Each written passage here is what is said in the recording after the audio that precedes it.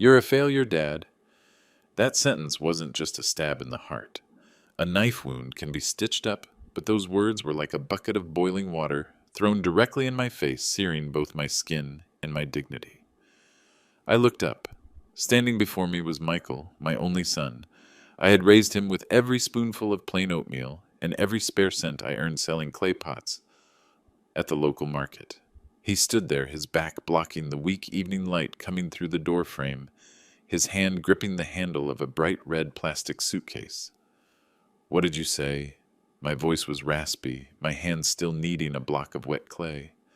Michael curled his lips, that look of contempt he had learned from the deadbeats on the corner. He looked at my hands, rough hands with nails black from the earth and thick calluses, stacked like the bark of an old tree. "I said you're a failure." He spat out every word clear and sharp. "Look at this house. Look at yourself. You're 60 years old, and you're still stuck in this miserable pottery shop smelling like mud all the time. How long do you plan to live like this until you die?" I stayed silent. There was a bitter knot in my throat. I wanted to scream at him. I wanted to slap him, but my limbs were paralyzed.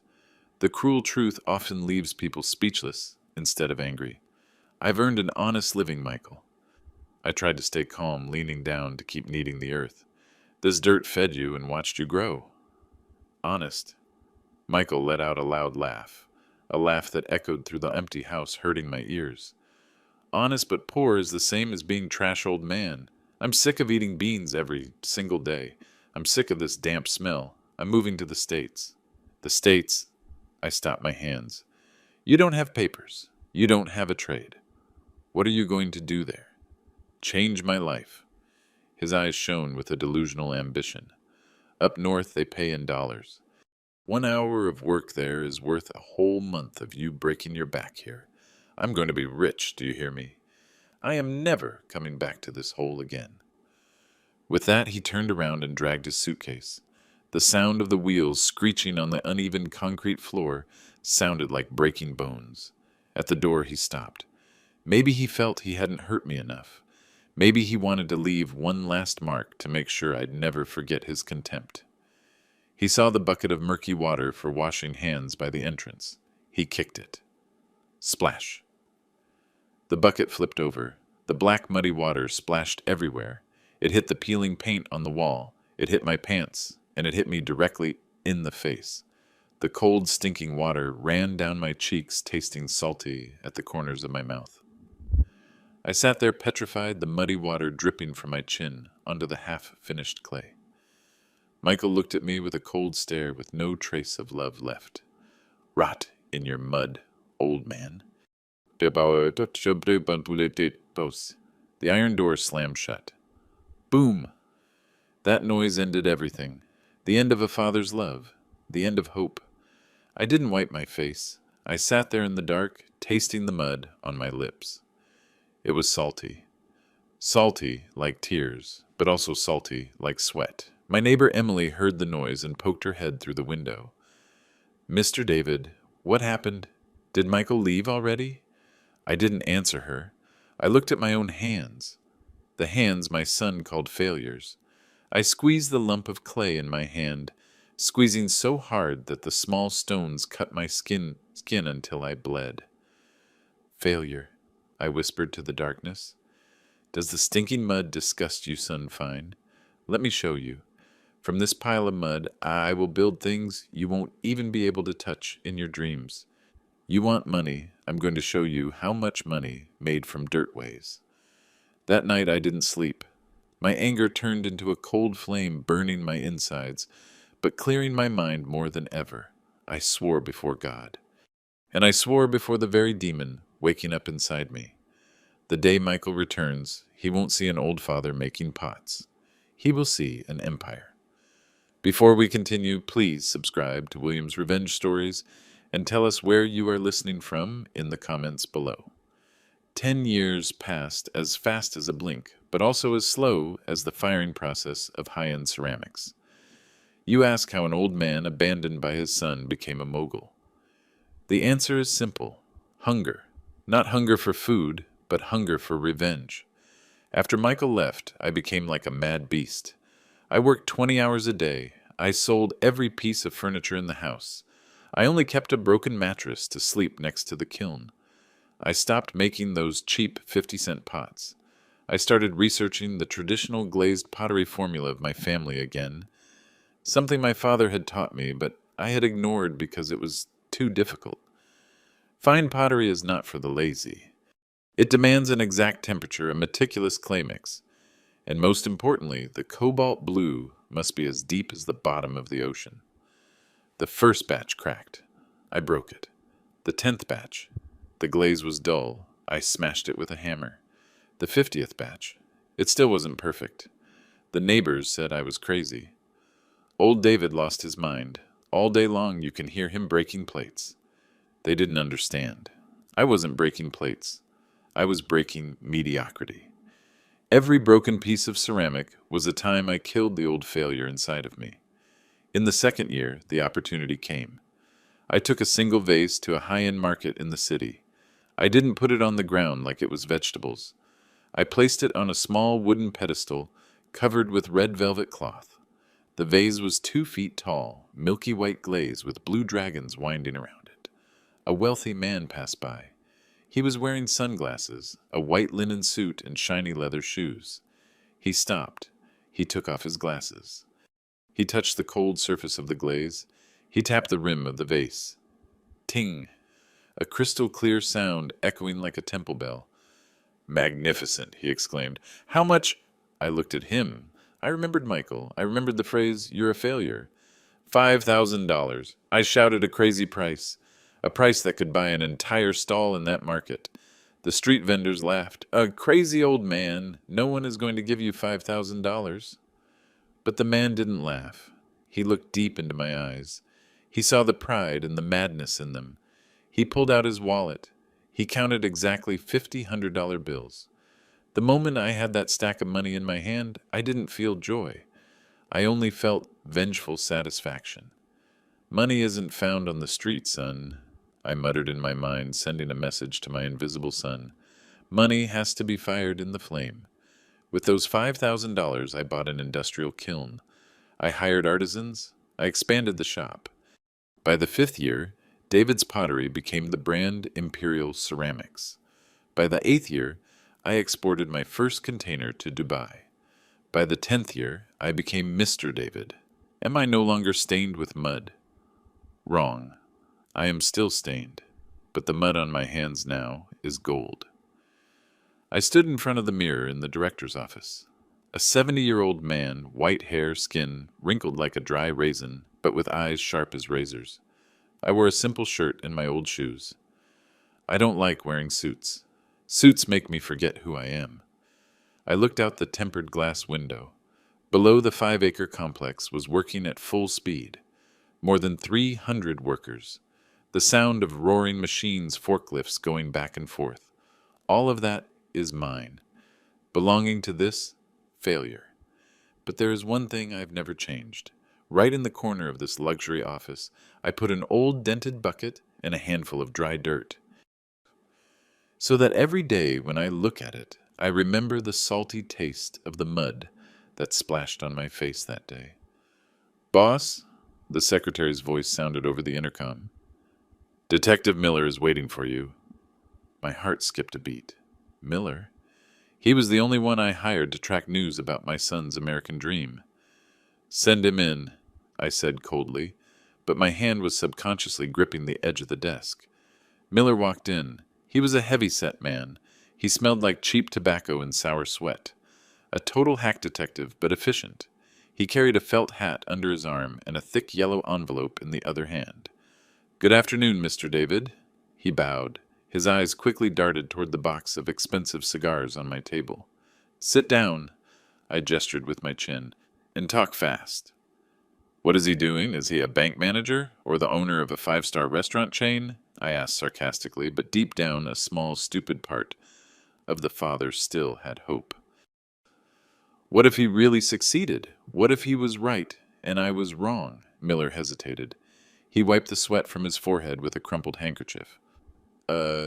Well, not exactly, sir. It's best if you see the photos yourself." He pushed the envelope toward me. I pulled out the stack of photos. The first one froze me. There was no suit. There was no convertible car. In the photo was a thin, emaciated man, looking much older than his 32 years. Messy hair, neglected beard. He was sitting on a sidewalk in a border town, that city full of crime and vice. In his hand was a half-eaten piece of bread. The second photo. He was washing dishes in a greasy taco shop. He wore a black apron covered in grease. His face was dirty. His eyes were empty. The third photo. A huge guy full of tattoos had him by the collar of his shirt pinned against the wall. Michael was cowering with an expression of absolute terror, the fear of a sewer rat playing with a cat. "What is this?" I asked, my voice trembling with restraint. "He was deported 3 months ago, sir," Miller reported. "He crossed illegally. He got caught. He spent 6 months in jail, and then they kicked him back to the border. The American dream fell apart. And this tattooed guy? A loan shark. Young Michael owes money to local sharks and smugglers, totaling about $3,000. They threatened to cut his hands off if he doesn't pay this week." I leaned back in the chair and closed my eyes. $3,000. That amount is what a medium vase in my warehouse is worth. My son, the one who looked down on me for being poor, is now about to lose his hands for that miserable amount. Wow. I sighed. Pain crept into my heart, but it was immediately crushed by logic. No pity. Having pity now is killing him. He needs a lesson that 10 years of wandering abroad didn't teach him. I opened my eyes and stared at Miller. "Pay the debt." Miller nodded quickly. "Yes, I'll send the money right away and tell the young man his father is sending it." "No." I slammed my hand on the table. "Are you crazy? Don't say I sent it. Don't tell him I'm rich." I stood up and paced back and forth in the room. A cruel and crazy plan began to form in my head. I looked down at the pottery shop below. I need an heir, yes, but I don't need a coward. I need to fire this son again like you fire a defective block of clay. Listen closely, Miller. Pay his debt in the name of a charity or whatever. Then tell him you know a place where there's work here in this shop. You mean bringing the young boss in as a manager? Manager, my foot, I growled. Bring him in as a loader, a stacker. Let him enter through the back door, and absolutely no one must open their mouth to tell him I'm the owner of Imperial Ceramics. To him, I'm still just David, the old poor miserable employee. Understood? Miller swallowed hard and nodded frantically. Understood, boss. I looked at the photo of my ruined son again. You look down on me as a failure, right, Michael? You look down on me for being dirty. Fine. This time I'm going to give you a taste of real mud. Come back home, son. 3 days later, I took off my clean clothes and put on an old work suit stained with paint and clay. I smeared some coal dust on my face and messed up my white hair. I looked in the mirror. Perfect. I was still the miserable old David from 10 years ago. I waited in the loading area, the dirtiest place in the shop, located at the back, far from the luxury offices. A truck loaded with dirt stopped. Miller got down and gave a signal. From the back of the truck, a figure climbed down, staggering. It was Michael. Seeing him in person was even more pathetic than in the photos. Thin as an attic skin burned by the border sun, wearing a baggy t-shirt and jeans full of holes. He carried a black plastic bag, probably all the assets he had left from the American dream. He looked around. He saw the mountain of clay piled up. He saw the workers shoveling dirt in the middle of the dust. He wrinkled his nose. Disgust was clearly written on his face. "Still this damn smell," he muttered. I stepped out from behind the sacks. My heart was pounding. I wanted to run and hug him, but I held back. I was playing my role. "Michael," I called out, faking a weak, trembling voice. He turned around. His gaze met mine. There were no tears. There was no regret. He looked at me from head to toe, scanning my dirty clothes, and then he smiled with contempt. The bitter smile of one failure meeting another failure. "Hey, Dad," he said dryly, "you look just as screwed as before." That sentence confirmed everything. He hadn't changed. He was still the same jerk as always. The compassion in me died out. "Life is hard, son." I lowered my head, playing the powerless father. Luckily, the boss here took pity and let me be the head of the loaders. At least it's enough to eat every day. Head of loaders, Michael let out a mocking chuckle, kicking a stone on the ground. 10 years, and you could only make it to loader foreman. It really is genetics. He spoke as if his failure was my fault. And you, I asked him, how did the American dream go? His face darkened. He avoided my gaze. Don't talk about that. The Americans are scammers. Society is unfair. They just played me dirty.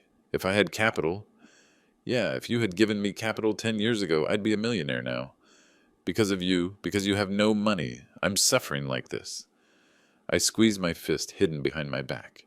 He was still blaming others. He still wouldn't admit his incompetence. Well, come in. I pointed toward the warehouse. Mr. Miller said you need work. We're short on people to load dirt sacks here. The pay is low, but there's a place to sleep. Michael looked at the 100-pound sacks, his face scrunched up as if he were going to cry. Load sacks. Are you kidding me? I'm coming from the States. I know English. Why do I have to do this manual labor? Because you're hungry, Michael, I said bluntly, and because you don't have a single cent in your pocket. Do you work or do you fast? He grit his teeth, looking at his empty stomach. Fine, just for a few days. When I recover, I'll look for something at my level. I don't plan to rot in this miserable shop like you. Whatever you say. I turned around, hiding a cold smile. Follow me. I took Michael to the collective dorms for temporary workers. It was a row of tin shacks, boiling with heat. I pointed to a rusty metal bunk bed. That's your bed. Michael threw the plastic bag on the bed, kicking up a cloud of dust. He coughed loudly. Gross.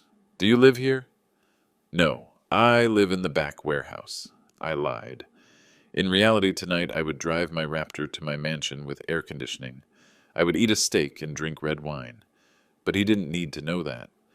The next morning, Michael started working. I was in the glass office watching through the security cameras. He worked like a sloth.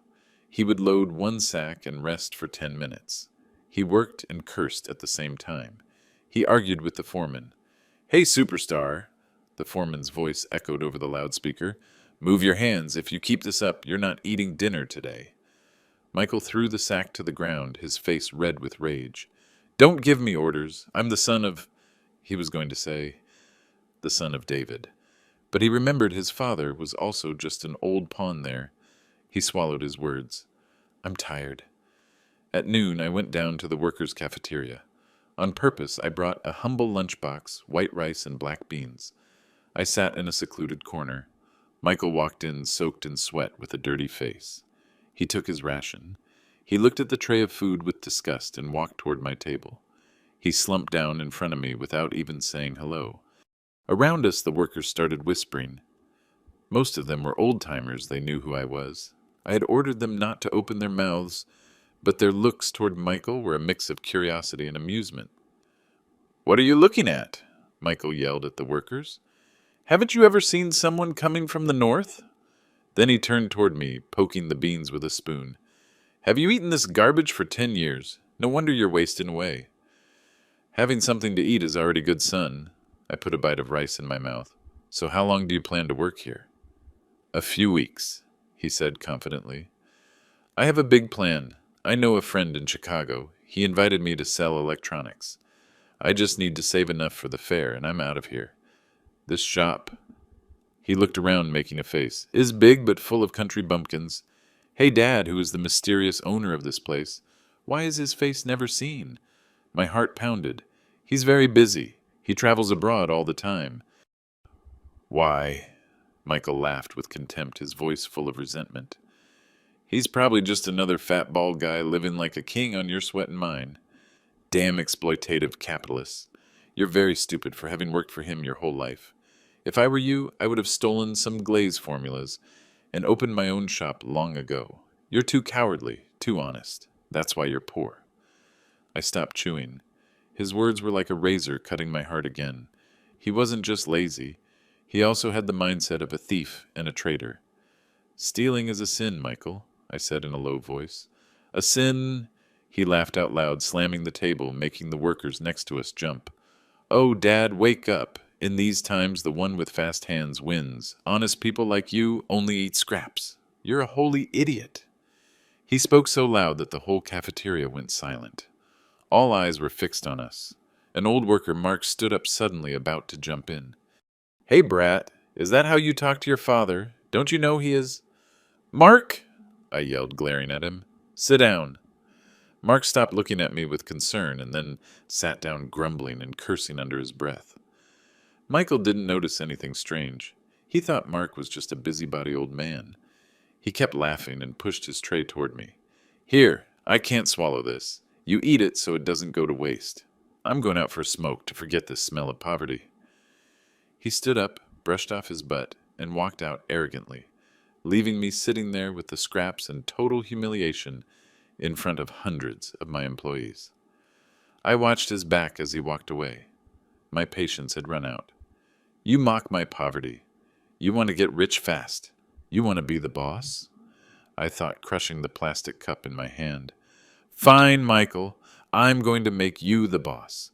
I'm going to hand you this entire empire along with all the gifts that come with it. Let's see if you can still laugh then." I stood up, took out my phone, and dialed the lawyer's number. "Hello, Smith. Prepare the papers. I want to appoint a new CEO immediately." Michael had been working at the shop for a week.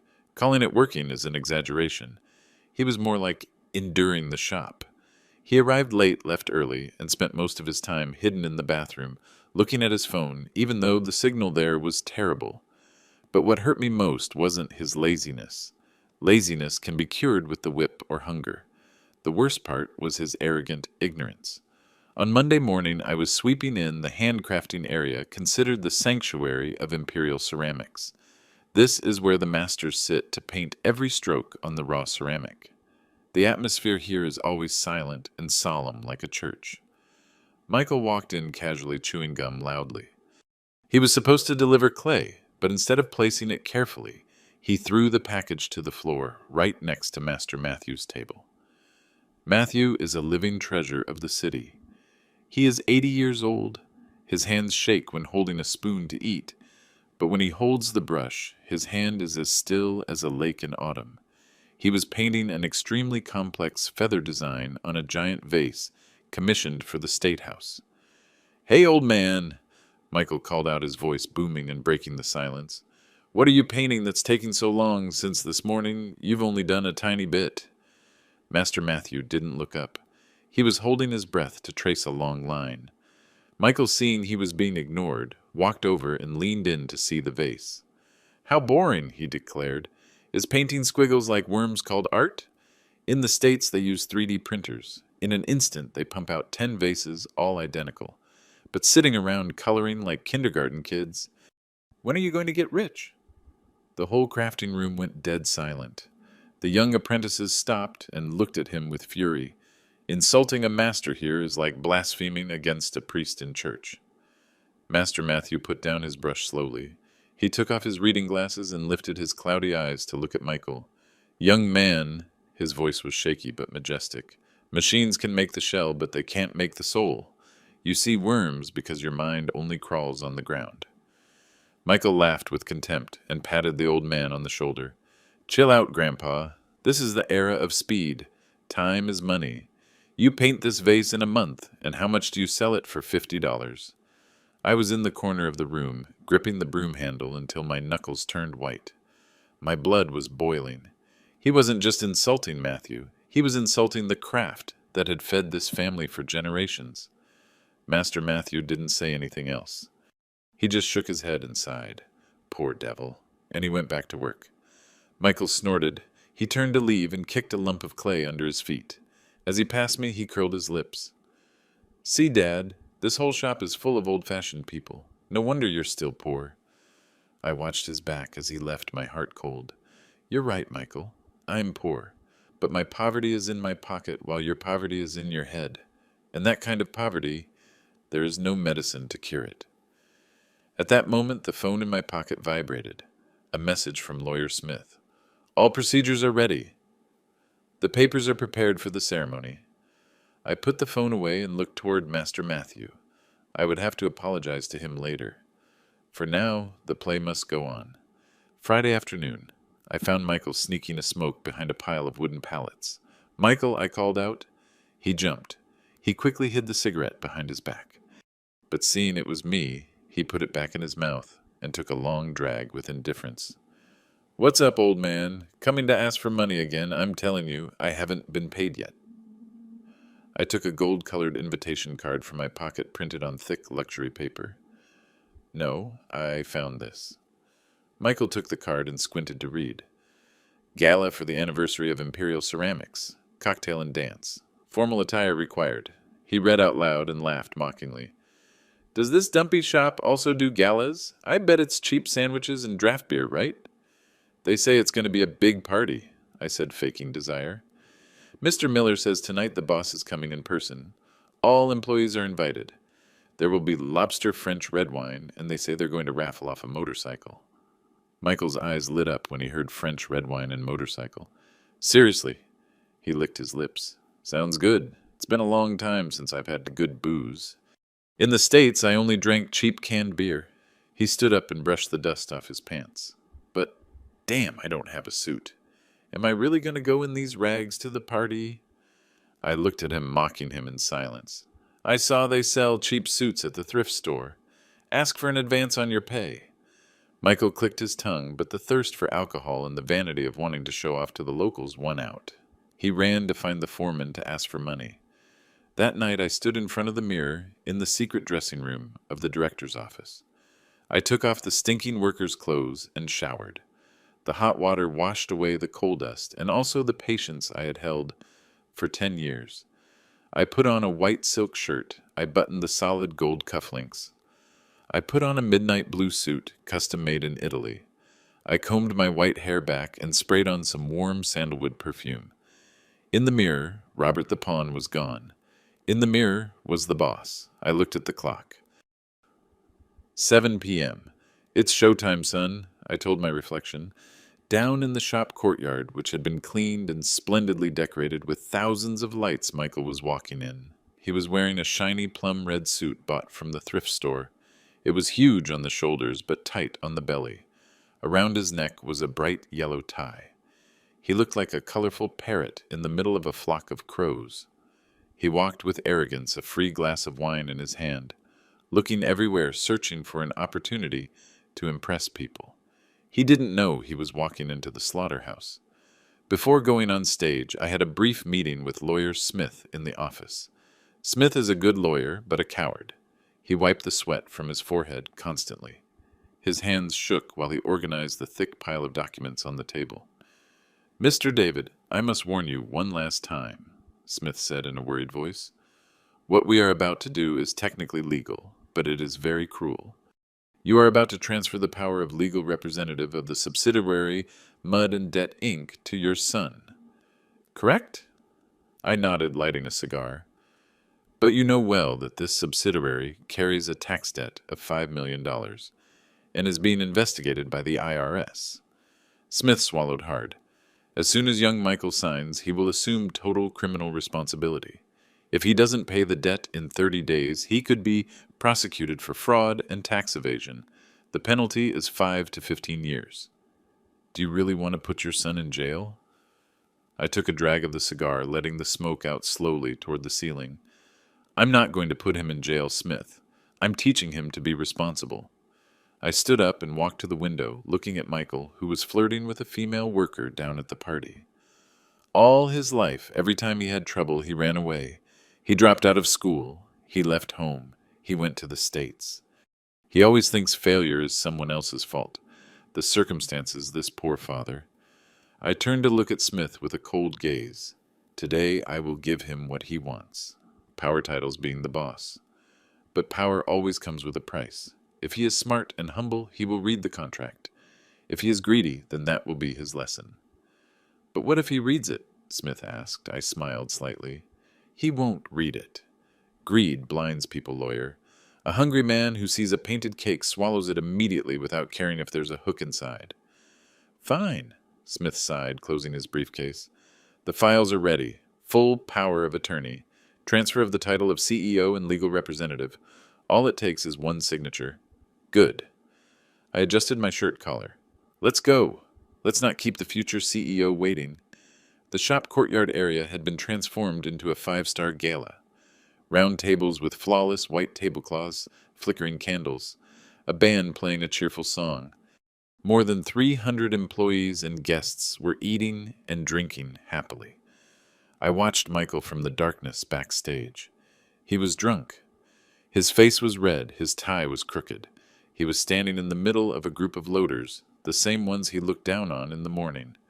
"I'm telling you," Michael yelled, waving his glass and spilling wine, "if this shop fell into my hands, I'd fire all these useless old men. I'd bring machines from Germany. I'd make this place a gold mine." "And what would happen to your dad?" a worker asked sarcastically. "Mr. David, that old guy—" Michael laughed out loud. "I'll retire him, or I'll make him the doorman. He's only good for sweeping trash." I heard every word. My heart didn't hurt anymore. It was numb. The last drop of compassion had evaporated with his drunkenness. The stage lights went out. The music stopped suddenly. A spotlight lit up the microphone on the high podium. The announcer with a powerful voice spoke. "Ladies and gentlemen, please a round of applause for the founder, the heart and soul of Imperial Ceramics, President David." The large door swung wide open. I stepped out. The applause exploded like thunder. The workers stood up, chanting my name. They respected me not because I was rich, but because I had kneaded mud with them for 10 years. I walked slowly with dignity. The dark blue suit fit my figure, radiating an authority that dominated everything. I didn't look at anyone. I looked directly at the crowd where Michael was, and I saw that moment. The moment the wine glass in Michael's hand fell to the floor. Crash. The red wine splashed on his cheap imitation leather shoes. His mouth hung wide open, his eyes bugged out, almost popping from their sockets. He looked at me as if he were seeing a ghost. He rubbed his eyes and looked again. He saw his pawn dad standing at the top, acclaimed by everyone like a king. I took the microphone. My deep but powerful voice echoed through the entire space. "Thank you all. 10 years ago I started here with empty hands and a broken heart. They called me a failure. A failure." I paused, my gaze fixed on Michael. He was shaking. His face was drained of blood. "But mud doesn't know how to lie," I continued. "Only people lie. Today I am here to celebrate the truth and to keep a promise." I saw Michael start to back away. He was afraid. He thought I was going to expose him, that I was going to kick him out in front of everyone. But no, taking revenge like that is too vulgar. I smiled, the fakest kind smile I had ever acted. And today I have a special gift, a joy I have waited for 10 years. My son Michael has returned from the United States. The crowd gasped. "Oh," turning to look at Michael. "Michael," I called out, waving my hand. "Come up here with Dad, son." Michael stayed frozen on the spot. He was totally confused. He didn't understand what was happening. Why wasn't Dad yelling at him? Why was he calling him up? But then the survival instinct, or rather the greed instinct, woke up in him. He looked at my luxury suit. He looked at the bright lights. He saw the wealth he had always desired. My dad is the president. My dad is a millionaire. That thought crossed his brain fast as lightning, burning away all shame, all dignity. His face transformed in an instant. From fear it turned to surprise, and then to a radiant smile so fake it made me nauseous. "Dad!" he yelled. He pushed through the crowd, running toward the stage. He forgot that a moment ago he was calling me an old street sweeper. Now I was his greatest progenitor. He lunged and hugged me. The smell of cheap alcohol and pungent perfume hit my nose. "Dad, my God, I didn't expect it." He whispered in my ear, his voice trembling with emotion. "You hid it so well. I knew it. I knew our blood is dragon blood." But I patted him on the back, looking at the crowd that was clapping emotionally. They thought it was a father-son reunion full of tears. "Sorry for putting you to the test, Michael," I said to the microphone, but the words were for the trap. "I wanted to know if you could handle suffering, and you have worked hard all week." Michael let go of me, nodding frantically, acting his heart out. Yes, yes, Dad. I understand. A wonderful lesson. I love that work. Liar. Ladies and gentlemen, I declared firmly, I am already old. These hands are tired. This empire needs young blood. Someone with a modern vision like my son here, who has gone to the States and learned many things. Michael puffed out his chest, adjusting his crooked tie. He was crazy with happiness. He was already imagining himself sitting in that soft leather chair, giving orders left and right.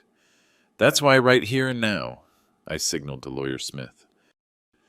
Smith came out bringing a small table and the stack of destiny documents. I declare that I transfer the position of CEO and all executive power of the company to my son Michael.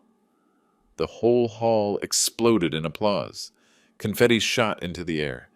The music played joyfully. Michael looked at the stack of documents. His eyes shone like car headlights. He didn't see what that thick bundle of papers was. He only saw the entry ticket to the upper class. Sign, son. I handed him the gold-plated fountain pen. Sign here, and everything will be yours. Power, money, fame. Lawyer Smith opened the last page. His hand shook a little. Mr. Michael, do you want to read the clauses about obligations? Smith asked, a last and weak effort of his conscience. Michael snatched the pen from him. Read what? He laughed loud with a tone of superiority. He's my dad. I trust my dad absolutely. Lawyers always complicate everything. He leaned over. The tip of the pen touched the paper. The black ink spread, forming the name Michael with strokes full of pride. He signed once, twice, 3 times. He signed accepting the position of CEO. He signed accepting the power of legal representative. And most importantly, he signed the deed. He accepts all outstanding financial and legal obligations of the company. Done. Michael put the pen down, raising both arms to the sky like a champion who just scored the winning goal. I'm the boss. I looked at that signature. The ink was already dry. The trap had closed. I took the pen back and put it away carefully in my pocket. I looked at Michael immersed in the drunkenness of victory, waving to the crowd below. Congratulations, Mr. Director, I said in a low voice, but loud enough for him to hear. I hope you know how to swim well, because you just jumped into a shark tank. Michael turned toward me, smiling from ear to ear, not listening at all to the threat in my words. What did you say, Dad? Oh, never mind. Turn up the music. Tonight we drink until we die. Everything is on me. I stepped back, giving him the stage. The bright lights illuminated him, dazzling him. He didn't see the darkness swirling right under his feet. Tomorrow, only tomorrow morning, when the booze wears off, the real nightmare will begin. The next morning, I was sitting in the president's office drinking a cup of black coffee without sugar. The tempered glass window overlooked the entire factory complex. Everything was still running smoothly. Trucks coming and going, chimneys letting out white smoke, workers moving like busy ants. But today the atmosphere was different, a terrifying calm before the storm. 10 a.m. The office door flew open without anyone knocking. Michael walked in. He was still wearing the plum-red suit from last night, but now it was wrinkled, stained with dried wine, and smelled like cold tobacco. His face was swollen from the hangover, his eyes red, but his walk was still as arrogant as a crab's. "Good morning, ex-president," he yelled with a raspy voice. He threw the briefcase of papers he had just taken without permission from the secretary's desk onto my mahogany table. "Why are you still sitting in my chair?" I put down the coffee cup, looking at him calmly. "This chair is very comfortable, Michael. I've been sitting here for 10 years. My butt is already used to it." "Well, practice standing up." Michael laughed with contempt, walking around the desk, stroking the expensive decorations. "Last night was great. I promised to double the pay for all employees. See how generous I am. That's the style of modern leadership." I arched an eyebrow. "Double the pay? Where are you going to get the money?" "From the company's money, obviously." He patted his breast pocket where he kept the gold pen from last night.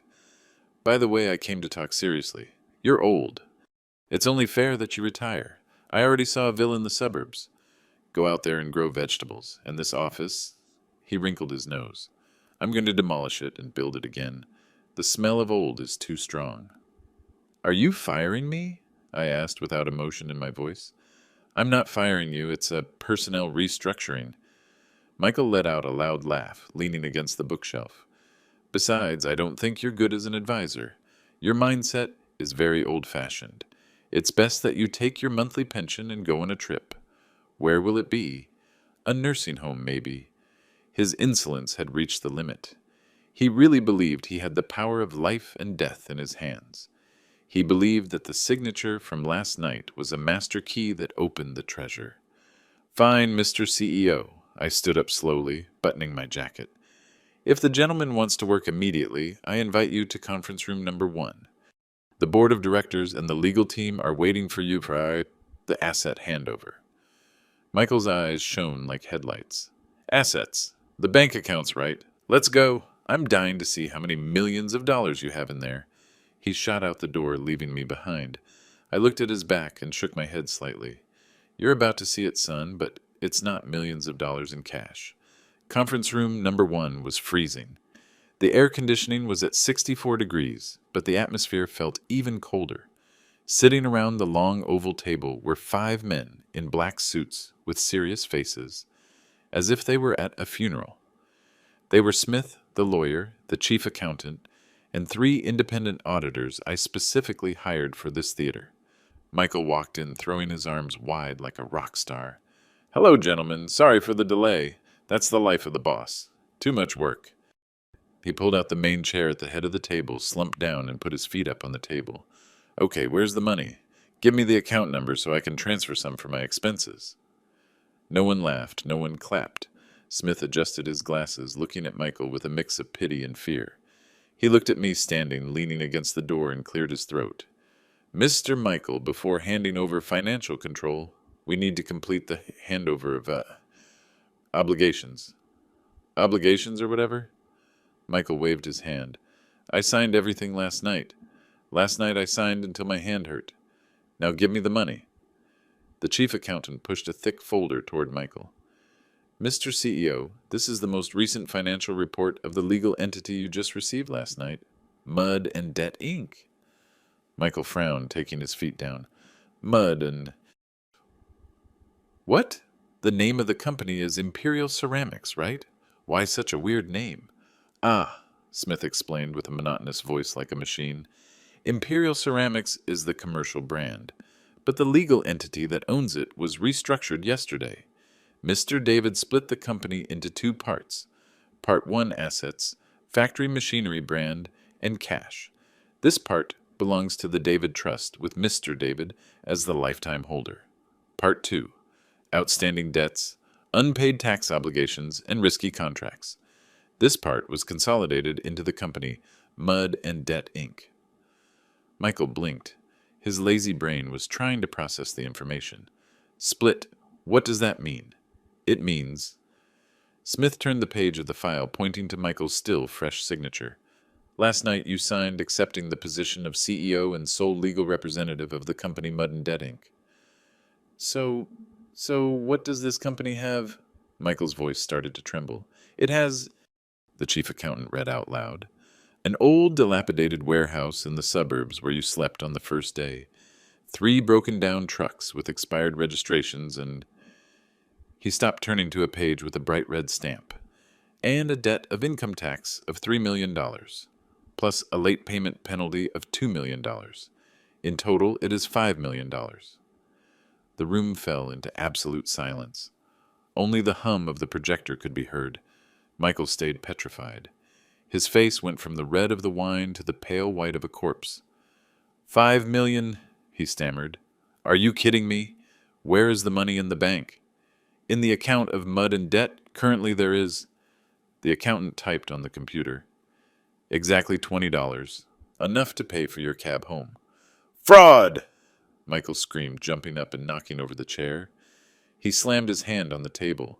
This is fraud. You all conspired to cheat me. Dad... He turned toward me, his eyes bulging with fury. You played me dirty. You said you were giving me the company. I walked slowly toward the board table, took out a cigar, and lit it.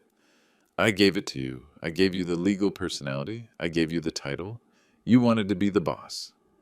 Right? The boss is the first one to be responsible when there are problems.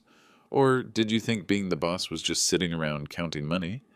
But I didn't know there was debt? Michael howled. I didn't read. Smith repeated his words coldly. Before a court, that sentence has no value, young Michael. The signature is yours. You confirm that you understand and accept the entire financial state of the company. Smith pulled out another paper with the IRS logo. And the bad news doesn't end there. This morning the IRS just sent a summons. Since Mud and Debt has a 6-month delay in paying taxes, and you are the new legal representative, they demand you show up. If you don't pay the full $5 million in 30 days, Smith paused, looking directly into Michael's eyes, you will be prosecuted for tax fraud and fraudulent administration. The penalty for this amount is 10 to 15 years in prison. No bail. Michael staggered. He had to hold on to the edge of the table to keep from falling. Prison, he whispered. I just returned to the country. I don't want to go to jail. He turned toward me. All that arrogance from a moment ago had completely vanished. Only the image of the scared and cowardly boy was left. Dad, do something. You have money. Pay for me. I'm your son. I took a drag of the cigar and blew the smoke in his face. My son. I smiled with contempt. Yesterday you said I was a senile old man who needed to go to a nursing home. Today, I'm your dad again. Sorry I was drunk. I talked pure nonsense. Michael lunged to grab my hands with tears and snot running down. Dad, save me. $5 million for you is nothing. Help me pay. I pushed his hand away hard, making him fall flat on his face on the floor. True $5 million for me is a small thing. I earn that amount in a month. But I earn it with sweat, with dirt, with fire. And you, what do you plan to pay me with your miserable life? Michael lay on the floor, on the expensive wool carpet of the conference room. He was crying. The crying sounded like a whipped child, but much more cowardly. Damn it! He slammed the floor with his fist. Why are you doing this to me? Do you hate me that much? I crouched down in front of him, looking directly into those swollen eyes. I don't hate you. I hate the cowardice that is in you. I grabbed the lapel of his plum-red suit. That cheap suit, he thought, was an imperial robe. You went to the States for 10 years. What did you learn? You learned to look down on your origins. You learned to look down on work. You learned to blame others. You come back here, you see this heritage, and you don't ask how much I suffered to build it. You only ask where the money is. Michael stammered without words.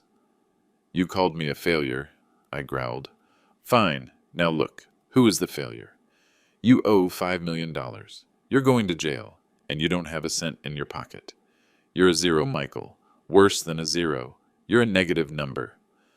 Michael cowered.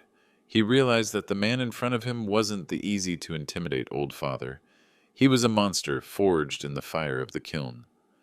What do you want? He asked in a low voice. Do you want me to die? No. Dying is too easy. I stood up, brushing the dust off my pants.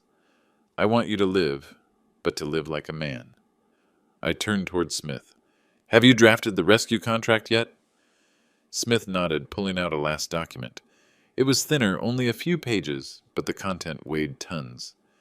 Give it to him. Smith put the paper in front of Michael. Young Michael, Mr. David offers to buy your tax debt. He will pay the $5 million to the IRS immediately so you don't go to prison. Michael's eyes lit up with hope. Really? Thank you, Dad. I knew you loved me. Don't celebrate yet, Smith interrupted. In exchange, you must sign this debt payment labor contract. What contract? Michael took the paper and read.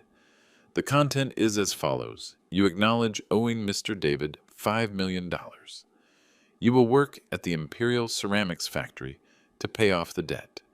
Your salary will be the local minimum wage. 80% of the salary will be deducted directly from the principal debt. You will only be allowed to keep 20% for food. You will start from the lowest position.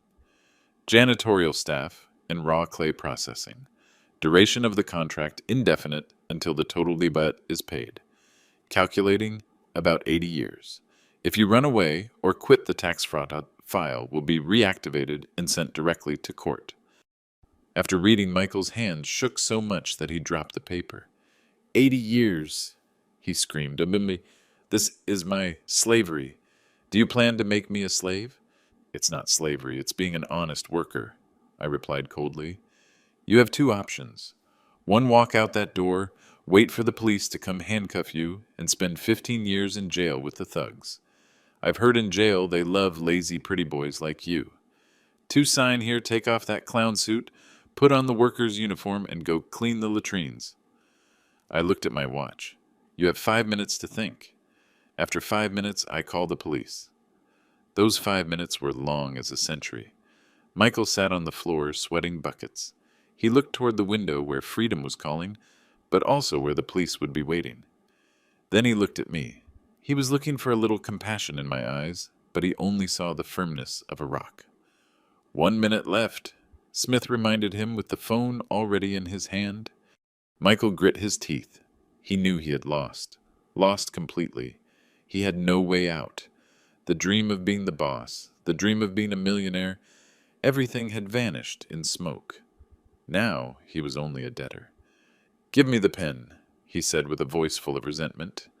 He signed the contract. This time his hand shook. The signature came out crooked, ugly, no longer as elegant as last night. As soon as he let go of the pen, I signaled the guard. Mark. The old guard. Mark walked in, bringing a gray worker's uniform, old and worn, and a pair of rubber boots. Take it off, I ordered Michael. Right here. Michael's eyes went wide. Right now. That suit you bought with a salary advance. You haven't worked an hour yet, so you have no money to pay for it. I'm confiscating it. Michael stood up slowly, taking off the plum-red jacket. Then he took off the tie, then the white shirt. He stood there half-naked, shivering from the cold and the humiliation. In front of the other men, he put on the worker's uniform. The rough fabric rubbed against his rich kid skin, annoying him. He stepped his feet into the heavy rubber boots. I walked over and adjusted his shirt collar. For the first time in 10 years, I was touching my son in such a close way. You look better in this sun, I said in a low voice. Welcome to the Imperial Ceramics team. I hate you, Michael hissed through his teeth. His eyes looked at me with pure hatred. Good. I nodded. Keep that hatred. Turn it into strength to pick up dirt. When you run out of hatred, or when you pay off all the debt, you will be free. I turned toward Mark. Take him to the wastewater treatment plant. Today the sedimentation tank is clogged. Let him unclog it until it's clean. Mark nodded, grabbing Michael by the arm to take him away. Let's go, young boss. There's a lot of work. Michael was dragged away, dragging his rubber boots noisily on the granite floor. He turned to look at me one last time. That look was no longer the contempt of someone superior. It was the look of a wild beast that had just fallen into a trap and been caged.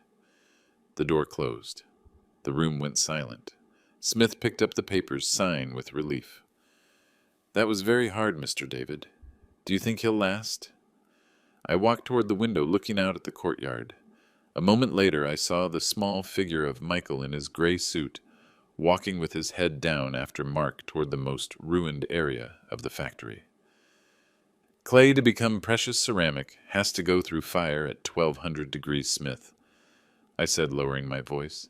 If it breaks, it's trash, but if it lasts, it will become a masterpiece. I took the already cold cup of coffee and drank it in one gulp. It tasted bitter. But after the bitterness, I started to feel a light sweetness. The human firing process had begun.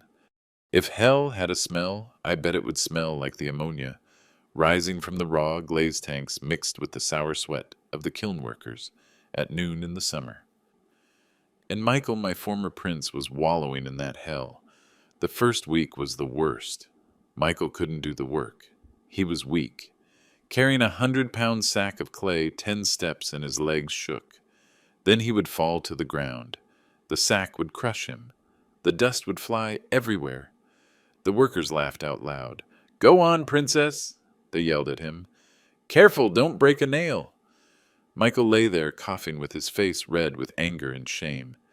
He looked toward my glass office with pleading eyes, but I was just standing there, coffee cup in hand, looking down coldly like a god who rules over hell. I didn't move. Rules are rules. The first month, his rich kid fingers started to bleed.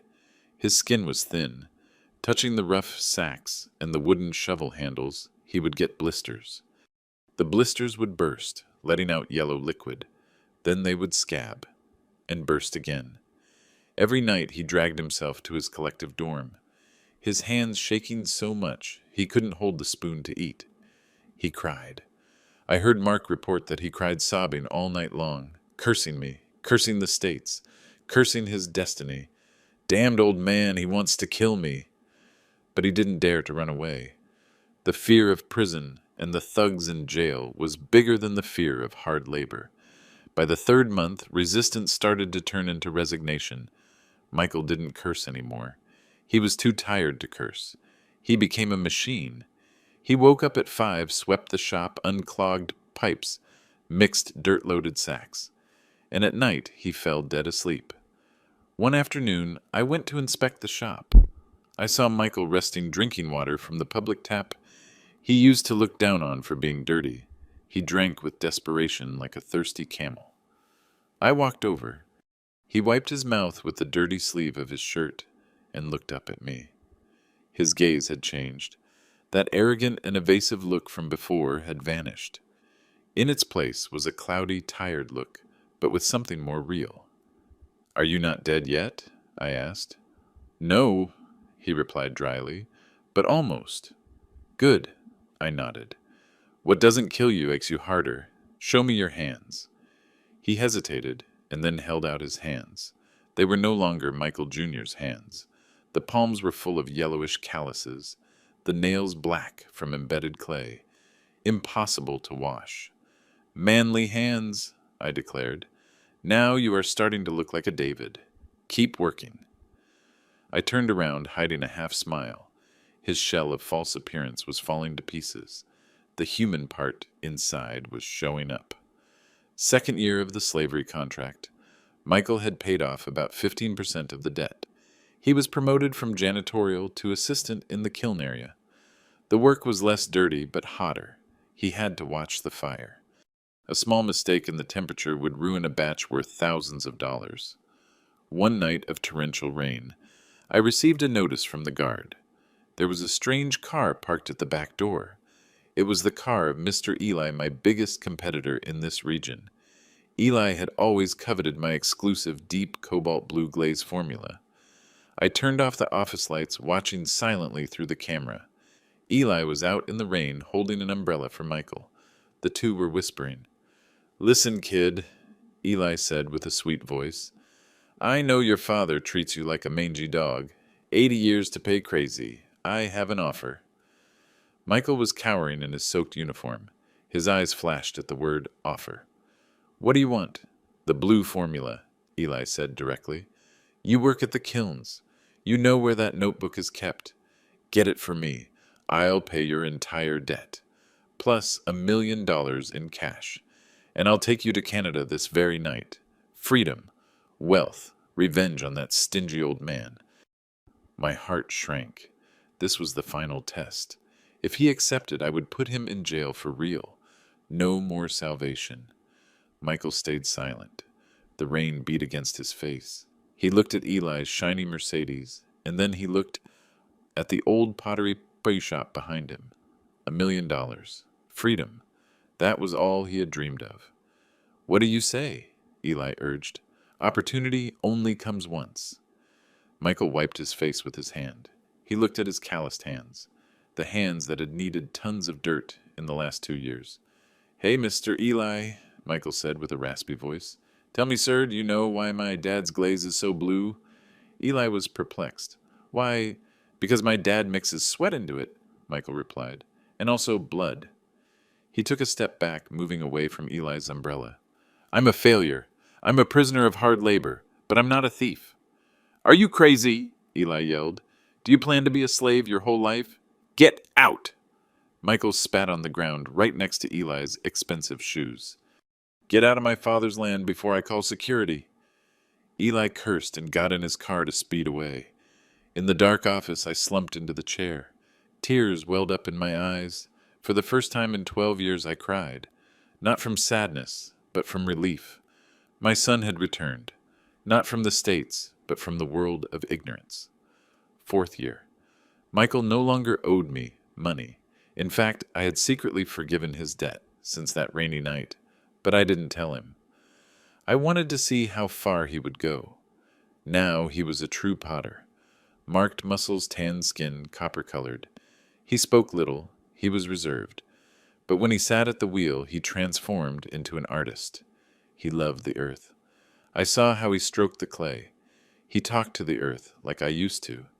"Behave. Don't crack. I'm going to make you beautiful." One morning he walked into my office, without knocking, but this time not with insolence, but with the security of a master artisan. In his hands he brought a vase.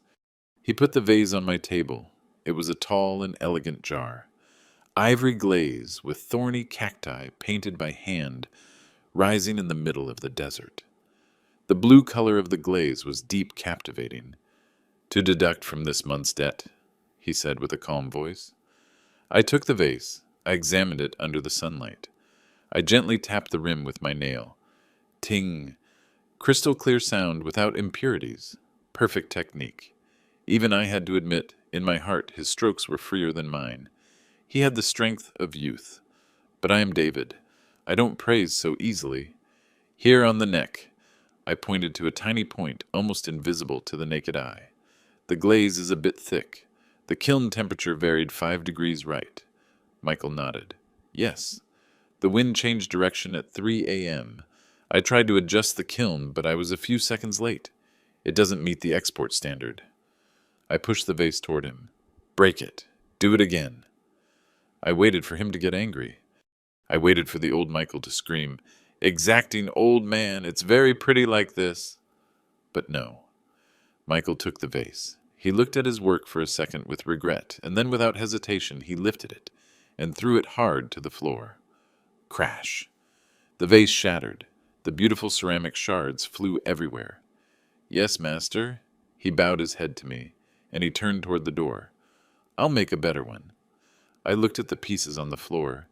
My heart vibrated with pride, breaking the ego to pursue perfection. That was the last lesson. He had graduated. A week later, I had a slight heart attack. The doctor said my heart was overloaded. I knew I didn't have much time left. I called Michael and Lawyer Smith to the office. Michael walked in still in his work clothes, full of dirt. He looked at me with concern as I lay on the sofa. "How are you, Dad?" he asked with genuine anxiety. "About to die." I smiled with irony. "But I won't die right now. Sit down." Smith unfolded a new file. This time it wasn't a debt trap. "Michael," I said with a weak voice, "you already paid off your entire monetary debt. The $5 million. You finished paying it last year." Michael was stunned. "Why didn't you tell me? I've worked for free all this year to see if you truly loved the craft, or if you only did it for fear of jail." I interrupted him. "And you have proven it." I signaled to Smith. The lawyer handed Michael a will and a trust contract. "Today I'm handing you the company. This time it's for real." Michael took the paper. His hands shook. But he didn't rush to sign like the previous time. He read. He read line by line. He analyzed every word. "David Heritage Trust." He read out loud. "Michael David is named Life Executive Director." "Keep reading," I reminded him. "On the condition he can't sell the brand. He cannot fire artisans over 60 years old. He must allocate 30% of the annual profits to reinvest in the pottery school for poor children. If he violates any clause, all assets will automatically transfer to the church of the diocese." Michael looked up at me. "Dad, do you still not trust me completely? Do you not give me ownership of the land?" "I don't give you ownership. I give you responsibility." I looked him straight in the eyes. "Assets are things that can be sold. But legacy is something that must be kept. You are not the owner of this land, Michael. You are its employee. You are the guardian of the fire. And if I don't sign, he asked, then you are free. You can leave. I'll leave the company to Mark or Matthew, and you go with empty hands, but free of debt. Michael looked at the contract. Then he looked out the window, where the kiln chimneys let out smoke toward the intense blue sky. That was his world now. He had shed sweat and blood there. He took the pen. I'm not going anywhere, he said firmly. This is my home. He signed. The signature this time was bold, decisive, and full of weight. I sighed with relief, closing my eyes. Good. Now get out to work. Kiln number 3 is overheating. 3 years later, I had retired completely, sitting in my wheelchair. Every day the nurse took me out to the porch to look at the valley, but today I demanded to go down to the shop. The Imperial Ceramics shop was different now. It had expanded. It was more modern, but the soul was still the same. The old artisans were still respected, and the young ones worked with enthusiasm. I saw Michael standing in the middle of the courtyard. He was wearing a rustic fabric shirt with sleeves rolled up showing his muscular arms. He was scolding a truck driver for shaking a box of merchandise. Damn it! He yelled with a booming voice just like mine in my time. Are you carrying ceramics or sacks of potatoes? One crack and I deduct it from your pay. Work right. The driver bowed his head, apologizing profusely. Michael turned around and saw I was in the wheelchair. He smiled. A radiant smile, white teeth shining in his sun-tanned face. He walked over, wiped his hands full of mud on his pants before daring to take my hand. Hey, boss, he said. Coming to inspect me. Coming down to see if you haven't ruined my kiln. I grumbled, but my eyes shone with joy. At that moment, a luxury car parked in front of the door. A boy of about 10 years old got out. It was Michael's son, my grandson. The boy wore the uniform of an international school, clean and scented. He ran in, wanting to hug his dad. Dad? Michael quickly backed away, holding out his mud-stained hands to stop him. No, my son. Don't hug me. I'm very dirty. The boy stopped, looked at his dad's dirt-stained work clothes, and wrinkled his nose. Yo, Dad, you smell like mud. Michael froze for a second. I saw the image of himself 15 years ago pass through his eyes, the day he kicked my bucket of water.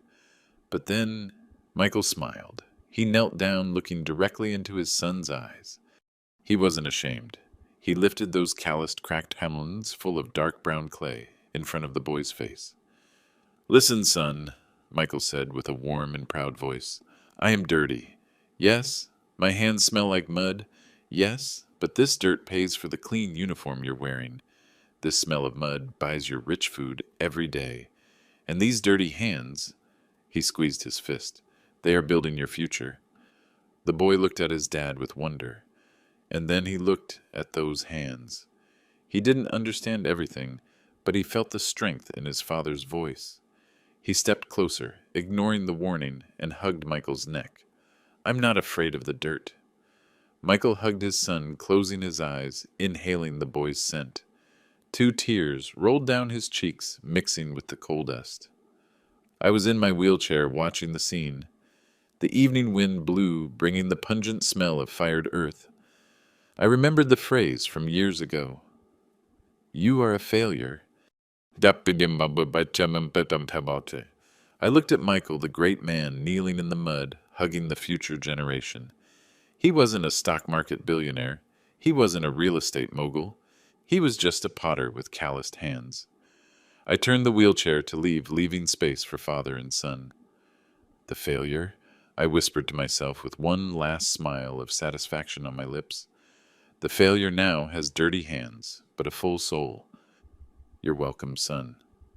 If this story has captivated you, please like the video, subscribe to William's Revenge Stories, and share your thoughts in the comments. To hear the next story, click on the box to the left of the screen. Thank you for watching.